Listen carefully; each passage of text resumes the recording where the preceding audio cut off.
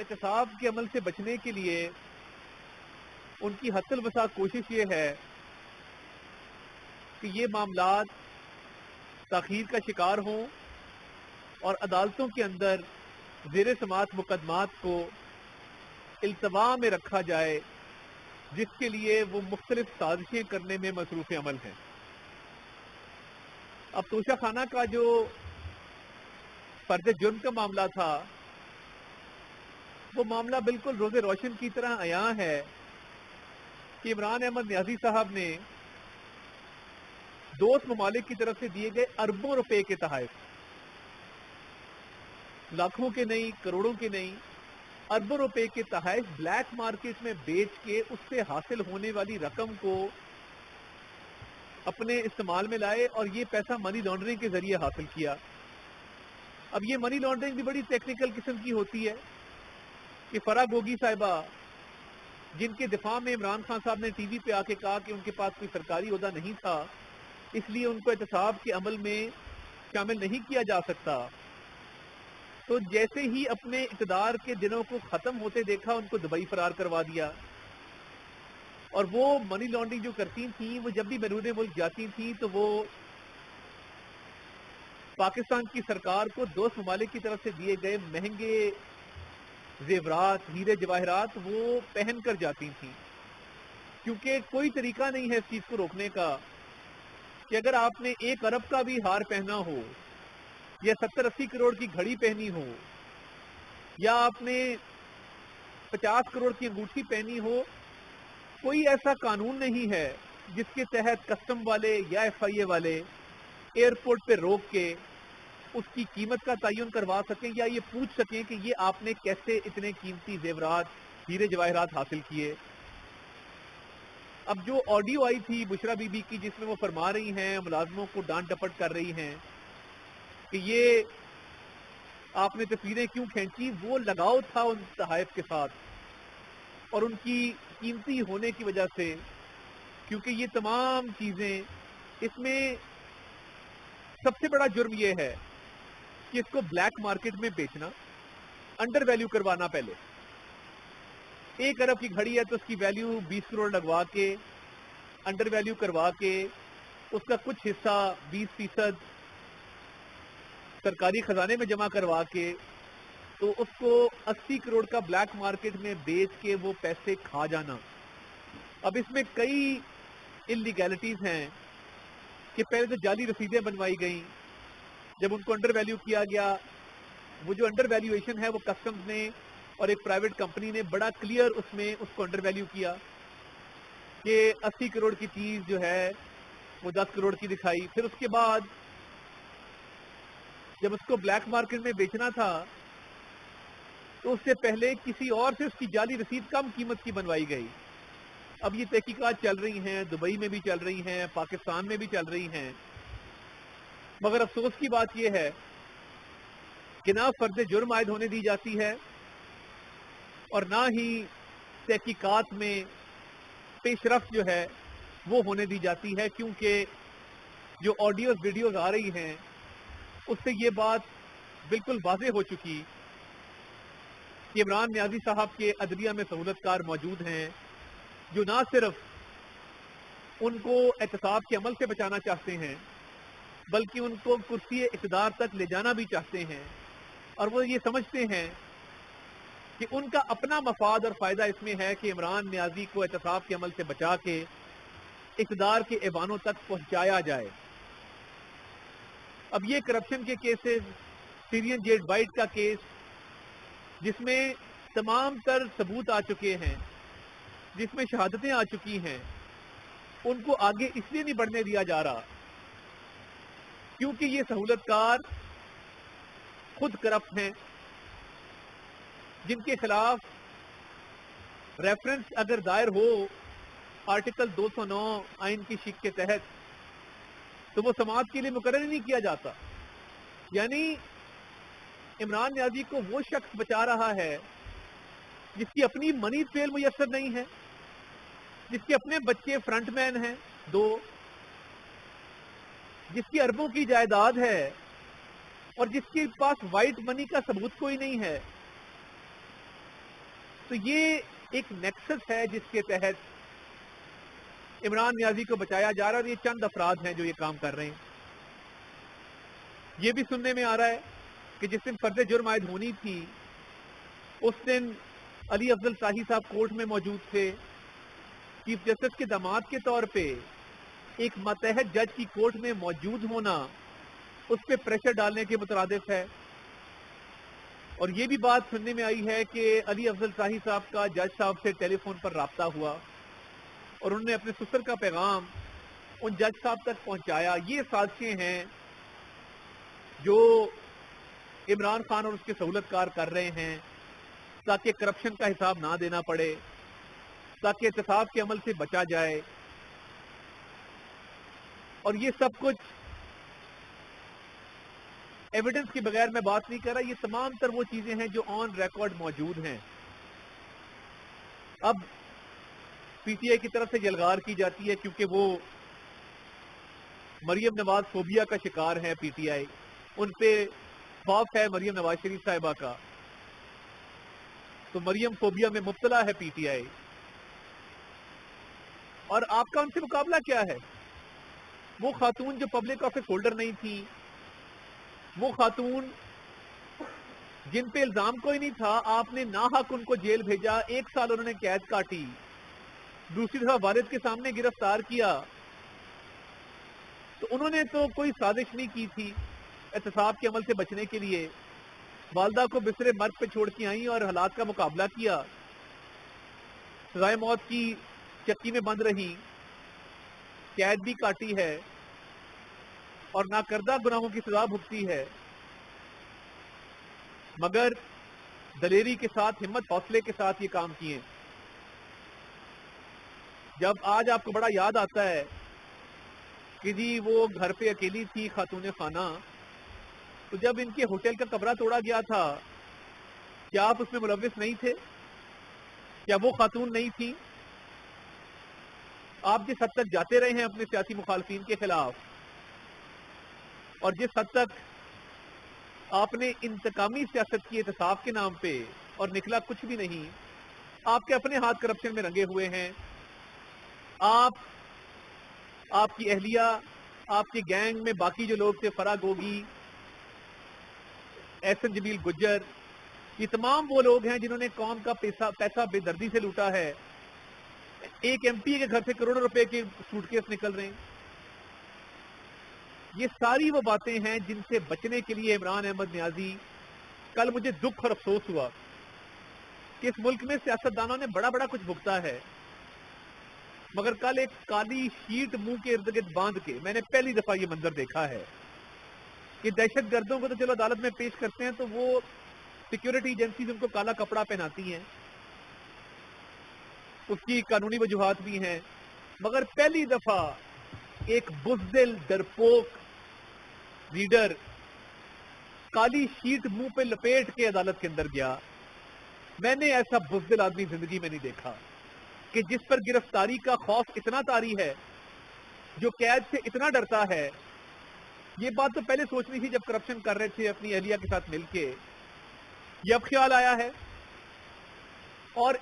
بزدلی کی نشانی یہ بھی ہے کہ بڑکیں بہت مارتا ہے۔ میں مذمت کرنا چاہتا ہوں جو سول اور ملٹری آفیسرز کی فیملیز کو تھریٹ کیا جا رہا ہے سوشل میڈیا کے ذریعے اور بیانات کے ذریعے، جو گھروں میں گھسنے کی بات کی جا رہی ہے۔ آپ کو شرم آنی چاہیے عمران احمد نیازی۔ ایک طرف وانا کے اندر، وزیرستان کے اندر ISI کے ایک بریگیڈیئر شہید ہوئے، فوج کے جوان شہید ہوئے، ملک کے لیے قربانیاں دے رہے ہیں، ملک کی سرحدوں کی حفاظت کر رہے ہیں، اور دوسری طرف آپ ملٹری آفیسرز کو تھریٹن کرتے ہیں، آپ سول آفیسرز کو تھریٹن کرتے ہیں، ان کی فیملیز کے حوالے سے بات کرتے ہیں، ان کی ایڈریسز آپ سوشل میڈیا پہ ڈسپلے کرتے ہیں۔ ہمیں نہیں پتا کہ یہ ایڈریسز آپ نے لگوائے ہیں، کہ یہ ان کے پتے ہیں، صرف تھریٹ کرنے کے لیے۔ وہ آپ کی طرح بزدل نہیں ہیں کہ آپ کی ان گیدڑ بھپکیوں سے، ان کھوکھلی تھریٹ سے وہ ڈر جائیں۔ بہادر لوگ ہیں، پاکستان کے لیے کھڑے ہیں، ملک کی سالمیت کے لیے کھڑے ہیں، ملک کی دفاع کے لیے کھڑے ہیں۔ जान का नजराना पेश करने को तैयार हैं। आपकी तरह मुंह के इर्द गिर्द काली शीट लपेट के कोर्टों के कॉरिडोर में जलील होते नहीं फिर रहे, एक गिरफ्तारी से बचने के लिए और अपने करप्शन के काले धन को, ब्लैक मनी को छुपाने के लिए। अब आपने एक नई साजिश बुनी है। ये तो चलें बहादुर लोग हैं, मुकाबला करेंगे आपका, मगर ये जो आप बैरूनी साजिश करवाने जा रहे हैं, ये भी एक नया इस मुल्क में काम होने जा रहा है कि पहले अमरीकी साजिश कहा कि इनकी रिजीम चेंज और इनको हुकूमत से निकालने में अमरीकी साजिश हुई, मगर अब क्या कर रहे हैं? अब गैर मुल्की, अब ये ज़ल्मे खलीलजाद साहब हैं, एलजी हुआ करते थे अफगानिस्तान और पाकिस्तान के, इनकी बेगम साहिबा यहूदी हैं। अब ये जो यहूदी लॉबी है ये इमरान खान को प्रोटेक्ट करने सामने आ गई है और इमरान खान को तमाम तर तहफ़्फ़ुज़ फराहम करने सामने आ गई है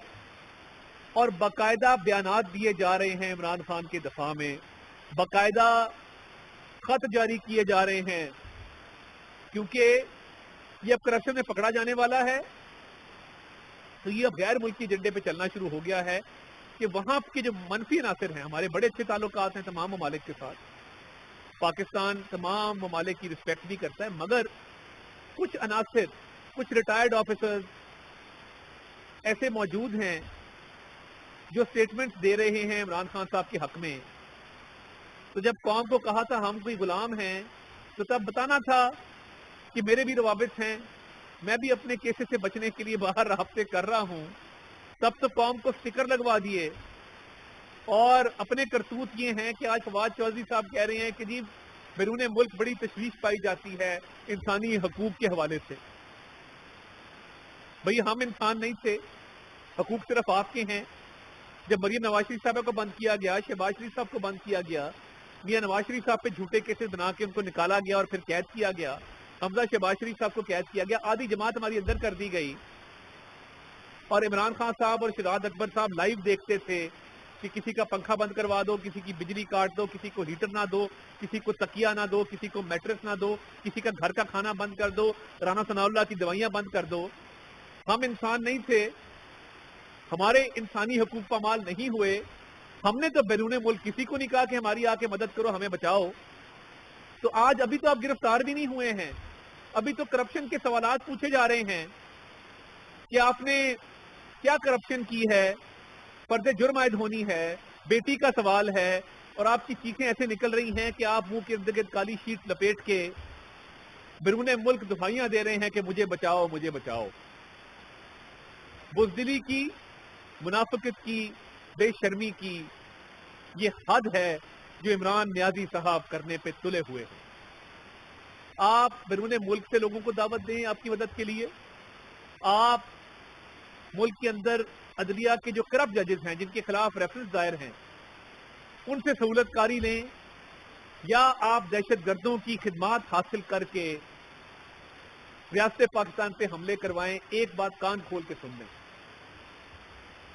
आप एहतसाब के अमल से नहीं बच सकते। आपको हिसाब तोशा खाना का भी देना होगा, बेटी का भी देना होगा, फॉरेन फंडिंग का भी देना होगा, करप्शन का भी देना होगा। और ये जो कौम को गुमराह कर रहे हैं सोशल मीडिया पे झूठी कैंपेन चला के, बैरून मुल्क पाकिस्तान की अफवाज के खिलाफ मुजाहरे करवा के,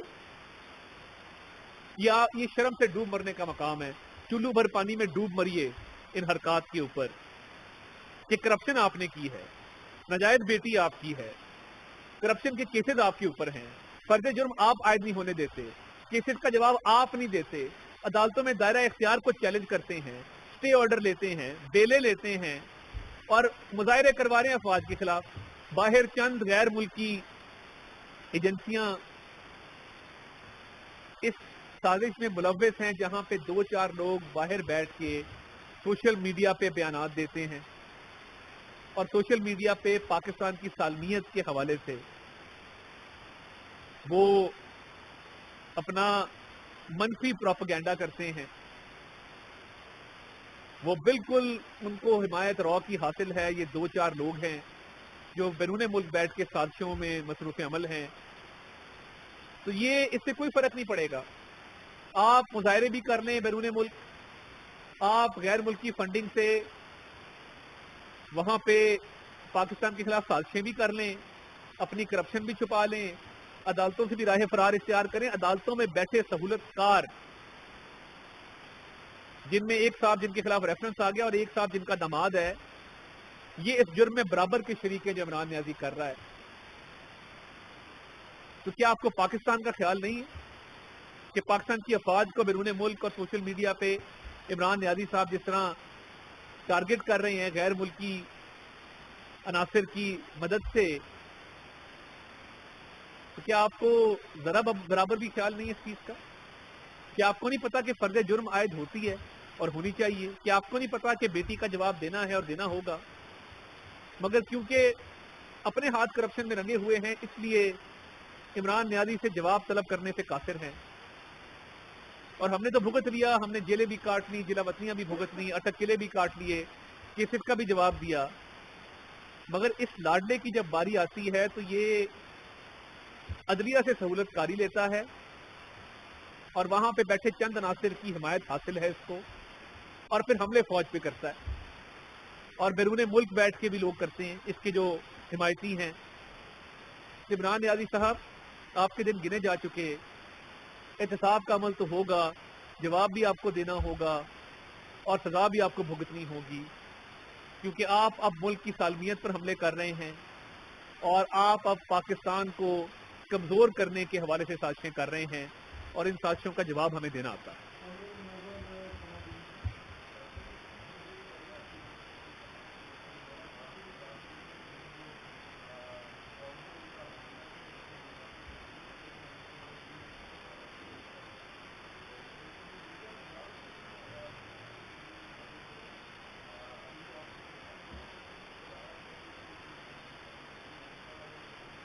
دیکھیے بات یہ ہے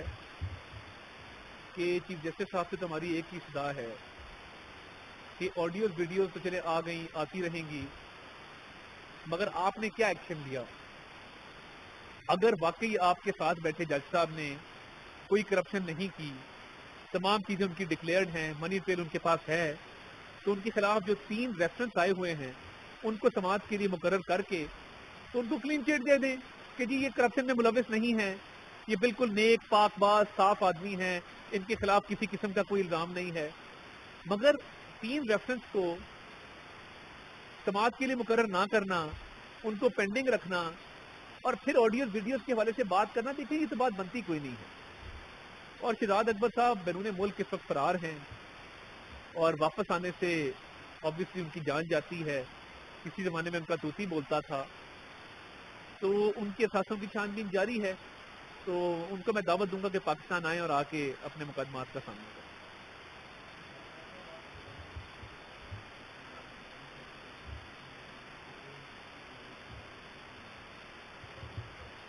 دیکھیے بات یہ ہے 3 ریفرنس آ گئے ہیں، یہ 3 سے 6 ہوں گے، 6 سے 9 ہوں گے. ایک صبر کی بھی لمٹ ہے نا، ہماری بھی صبر کی ایک لمٹ ہے. ہم بھی ایک حد تک ہی صبر کریں گے. یہ کرپشن بھی ہو، بیٹے بھی آپ کے فرنٹ مین ہوں، دندناتے بھی پھریں، منی ٹریل بھی نہ ہو، وائٹ منی بھی نہ ہو، اور ہمیں کہا جائے کہ جی یہ صبر سے کام لے رہے. صبر سے کام تو ہم لے رہے ہیں کہ ان جج صاحب کے خلاف اتنا مواد موجود ہے اور ابھی تک کسی قسم کی کارروائی عمل میں نہیں لائی جا رہی. ہم تو بات کریں گے، روزانہ کریں گے. یا تو ان کو کلین چٹ مل جائے، ہم چپ ہو جائیں گے، ہم بالکل معافی مانگ کے گھر چلے جائیں گے کہ جی یہ کلیئر ہو گئے، اب آج کے بعد ہم نے اس موضوع پہ بات ہی نہیں کرنی، ہم اپنی سیاست کریں گے، آپ جانے آپ کا کام جانے. مگر یہ کوئی بات نہیں ہے کہ احتساب کے عمل کو روکا جا رہا ہے. آرٹیکل 209 یا تو ہمیں کہہ دیں وہاں پہ بیٹھ کے کہ جی پارلیمنٹ آرٹیکل 209 کی ترمیم کر کے اس کو آئین سے حذف کر دے، آئین سے نکال دے کہ آرٹیکل 209 ایگزسٹ ہی نہیں ہونا چاہیے. مگر قاضی فائزہ کی باری آتی ہے تو کیونکہ آپ ان کے خلاف ہیں تو گروپنگ ہے آپ کی آپس کی، ان پہ آپ مقدمات کرتے ہیں. ان کی بیگم کو آپ نے کٹہرے میں کھڑا کیا، ایک جج صاحب کو آپ ساتھ بٹھاتے ہیں اور ان کے خلاف کارروائی کرنے سے گریز ہیں، تو ٹھیک ہے آپ ختم کر دیں آرٹیکل 209. آپ لکھ دیں، آرڈر ہمیں دے دیں کہ جی آرٹیکل 209 آئین سے نکال دیا جائے، ہم نکال دیتے ہیں.